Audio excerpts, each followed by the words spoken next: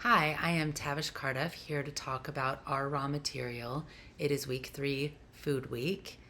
And the question for this week is what would you consider mental nourishment right now for yourself? I'll be right back to talk about that and a little bit more. As we started with that question, what would you consider mental nourishment right now? But Food Week really talks about how we are nourished emotionally, spiritually, mentally, and physically. We say food, but nourishment is really kind of where it comes in. So when we're looking at the first 4 weeks of the practice, our mentors set up how we think and feel about things. Our music week comes in and helps us get that spiritual voice or start to see that connection come in. And then in the third week, we blend those two things into our mental picture, like, where we put our limits and where we put our boundaries and how we see things. So Food Week really has a lot to do with the blend of the soul energy and the ego energy and what we have built or put in place to keep us safe. We talk about the mental weeks being our architect. So think about this being the first building block of your architecture, your inner mental landscape. And let's just get a sense of what those two things, mentors and music, combined in your life, how they create the beginnings of your belief system and the things that your most deeply held beliefs. So with the mental picture, let's say we each have in our head, there are a set of, these things are right, these things are wrong, these things are true, these things are false.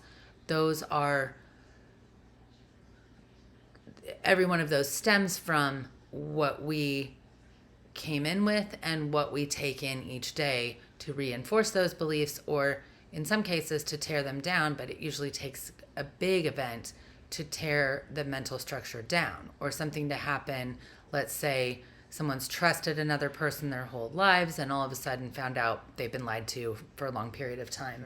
That might cause a person to go into a belief that they're not good enough, a belief that they can't personally be trusted. It might not be about the other person. It really depends how we perceive the world and ourselves in the world, how we have created that structure. So it's very important to know for yourself how that mental structure works so that you can start to recognize another person's structure and see it for what it is, not need it to be an exact replica of yours, because that's just how minds work. Because when we really get into the nitty gritty of how each of us do work, they're very, very different. And the way we're set up is different. Our complete, experience and environments are different. So it would stand to reason that we would come at things differently, but I don't think we look for that unless we're trying to. When we're talking about Food Week, one of the things we look at is, have your basic needs always been met? If they have not, there's a certain mentality. There are like dips in security. There are places where fight or flight has kicked in and there's been a sense of getting needs met over being able to cling to values and ideals and things like that. And only if you've been in those types of positions can you understand the depth of mental pressure that creates, and not only pressure but triggers. So if you are in it right now, it's a deep trigger. If it's something that you experienced in childhood or experience at any point in your life, depending on when that point is, those are spots that we're going to need to go back and nourish them. We're going to need to go back and understand the point of that lesson in our lives. We're going to need to try to make sense of why the universe left us or put us in that position to have to get to wherever we are now, and what are the things that put us there, and what are the lessons that came with it. That being said, we don't get to decide exactly what some of those criteria are, especially when we're young. So we form ideas and opinions about ourselves and our own worth based on those types of met or unmet needs. The rich kid in the neighborhood walks around feeling superior because their family is rich, but we all know they didn't do anything to earn it.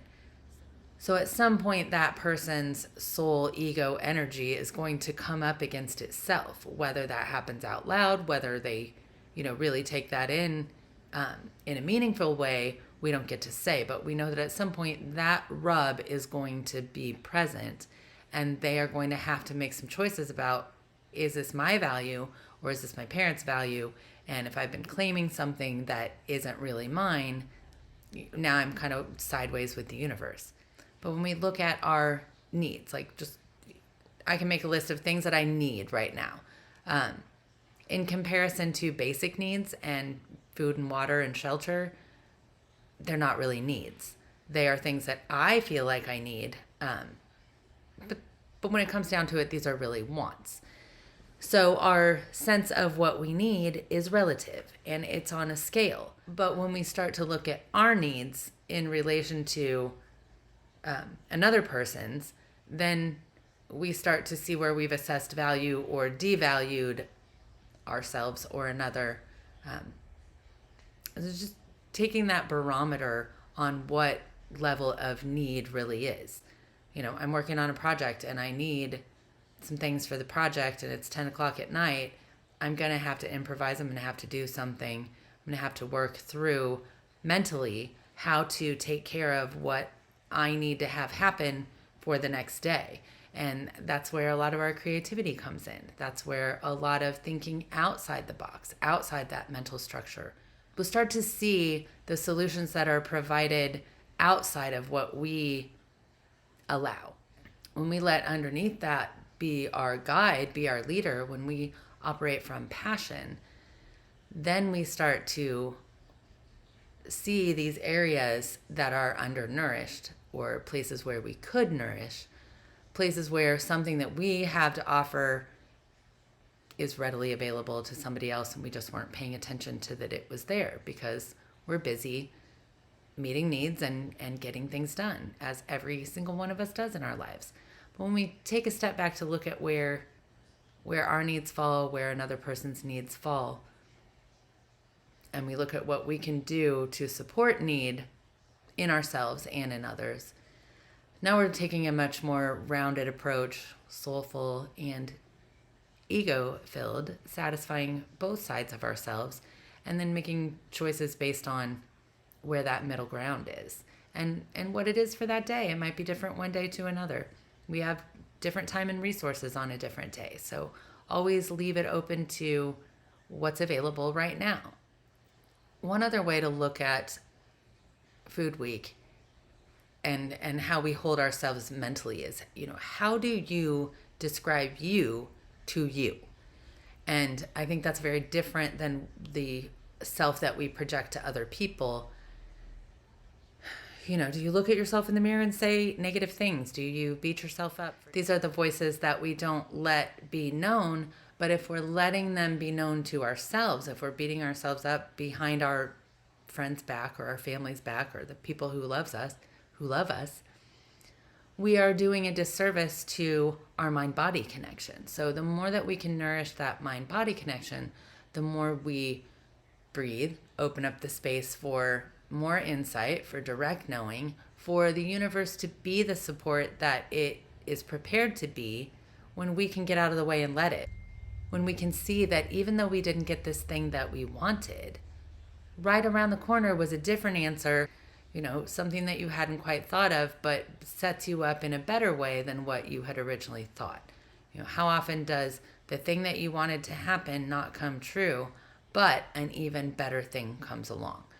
That's the kind of expansion that we're looking for in Food Week. So whether it's actual food, whether it's nourishing your spirit, whether it is untangling your mental structure, paying attention during Food Week to how we're nourished and how the people around us are nourished, does a lot to just understanding our environment. And I leave one last challenge, just a little experiment, give it a shot. But we're going to take a look at what happens when we nurture, even for a short period of time. So pick out a coworker that could use a little extra. Pick out a family member or a kid or a cousin or a neighbor or yourself. Pick out someone or something. It can even be a plant. See what happens when you just nourish a little bit. Encouraging words, a little bit of food, a little bit of extra help, something that just helps the person along their way. Do those things for a week and let's see what that nurturing looks like 1 week later. And take stock of what happens when you just add a little bit of yourself where you can. Food Week is all about learning how to move with the structures that we have and improve on them and expand them and figure out how to make them happier and healthier and serve us in a way that doesn't limit the natural architect that exists within each of us. We haven't let other people tear those things down or tell us they can't happen. Food Week, take care of yourself, nourish something. I will be back in a couple days to have a conversation with Duffy if anyone's interested. And I will be back next week with Quan to talk about ignorance. You can reach us at ourawmaterial.com, read the blog, check out the discussion board. Thank you.